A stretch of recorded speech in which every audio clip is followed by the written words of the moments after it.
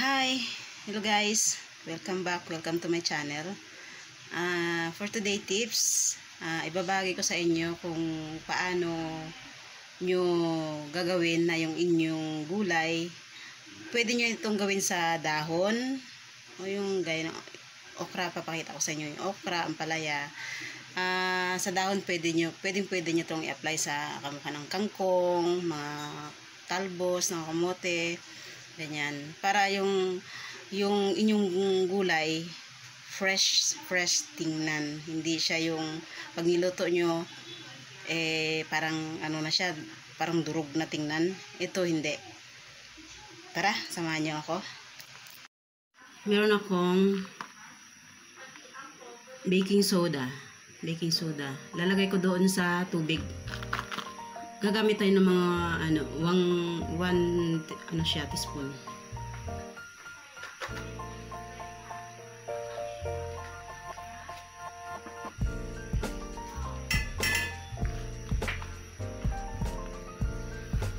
Tsaka paano nyo malaman na hindi magulang yung okra? Gagawin nyo ganyan yan. Pag bumili kayo sa palengke, ganyan nyo siya. Pag napuputol, ibig sabihin hindi pa magulang yung ating okra. Yan. See? Kita nyo? So guys, welcome to my channel again. I'm Mythology. Yan, ngayon tuturo ko sa inyo yung karugtong ng yung aking secret kung paano yung aking gulay ay fresh na fresh pero luto na siya, yung akala mo buhay na buhay. Ayan. Meron tayong talong dito, tsaka ampalaya, yung okra ko kanina. So, ayan, maganda tayo dito ng tubig na malamig. Ayan. Tubig na malamig. May ice kayong marami, mas maganda. Ayun, wala na akong ice. Nilagyan ko ng baking soda. Lalagay na natin yung ating okra.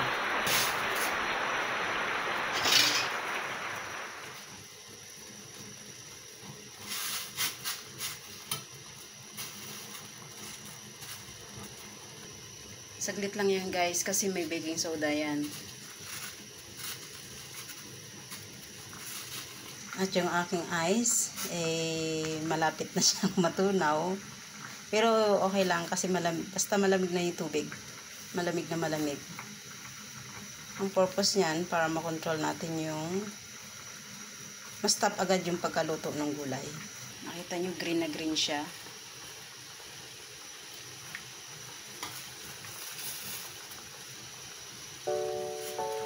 Diba napapansin nyo, pagka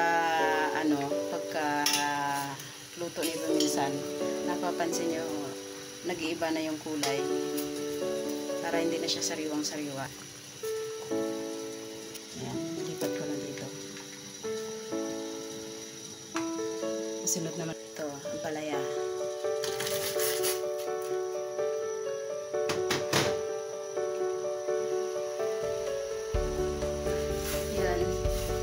Siya guys, mapapansin nyo kahit ano na siya, yung luto na siya mamaya, pero wag nyo masyadong overcook ha. Hinaan ko yung apoy.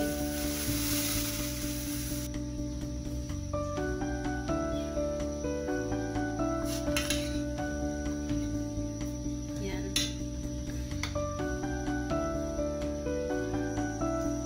Okay na rin ito.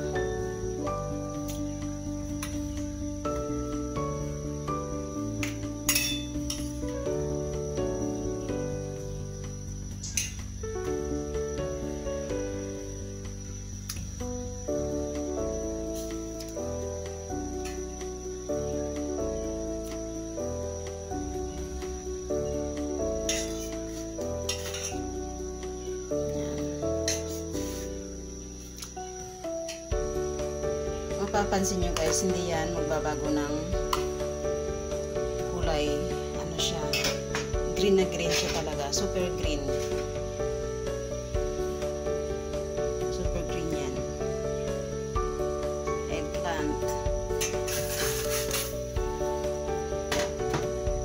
napapansin nyo yung eggplant, pag niluluto nyo rin,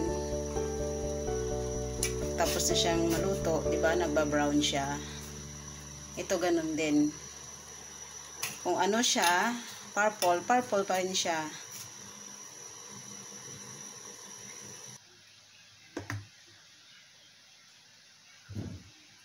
See, nakita nyo? Green na green. Para siya yung parang akala mo hilaw siya, pero luto na yan. Yan yung secret ng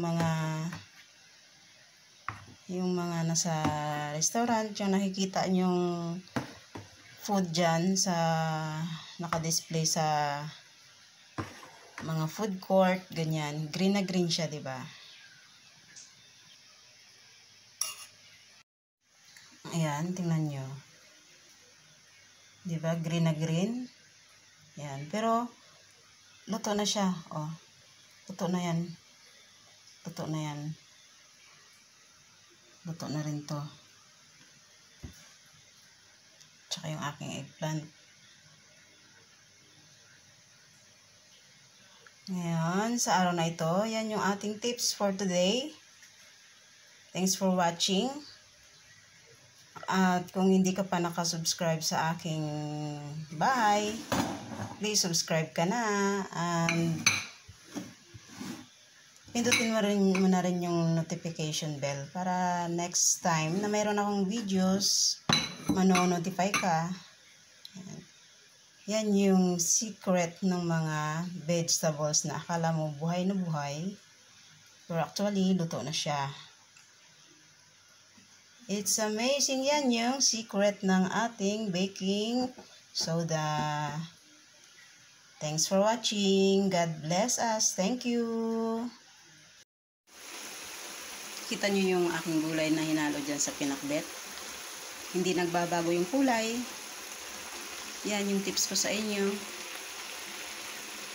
And thank you.